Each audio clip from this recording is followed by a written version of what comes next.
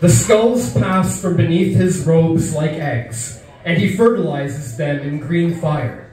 Stargazing in a celestial storm seared his retinal wall with hell's sky vomiting an inferno onto blasted landscapes. His crimson eyes see through the dreams floating in burning clouds, and he waits to knight you with his scythe. The skulls roll gratefully over the black ground towards the flames that will nurture them, while they pray for disintegration.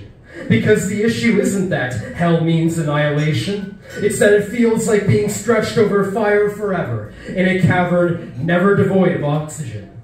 So beware the Father, the Son, and the fucked up ghost, using confusion over which came first, if any did, to absolve themselves of responsibilities, pretending their toxic trinity is a whole society, where voices of reason and empathy are too low to hear, like screaming from anyone wounded by the perpetual dance of their spinning triangles' sharpened points.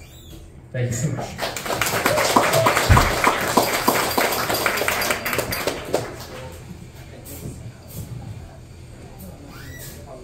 And this one's called Nothing to Be Done. I laughed fully, and saw further than myself for the first time, with my eyes hanging dislodged at the ends of their optic nerves, dangling and bouncing against my cheeks, before I swung each one around my head, left and right, horizontally, but never up or down, like a failed game of paddleball, like tetherball, with ropes attached to a pole grown sentient and self-aware.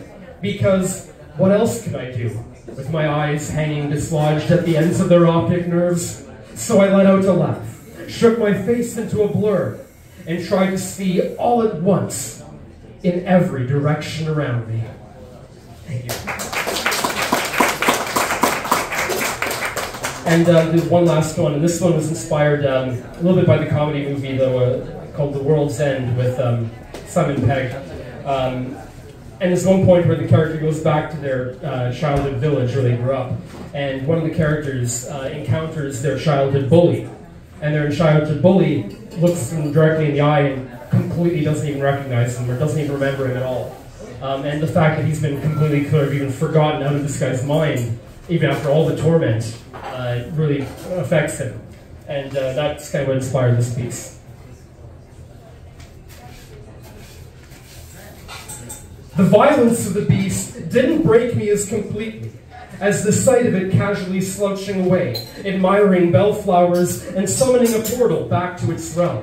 The sharp crack of its tail left swollen cuts that healed more quickly than the sting the lack of recognition on its face made in my mind, after I hunted it down and woke it up before sending it back to the same place since grown around me like a black cloak, blocking out concussions of darkness while somehow still letting through songs sung in secret by the dead beast's human disciples.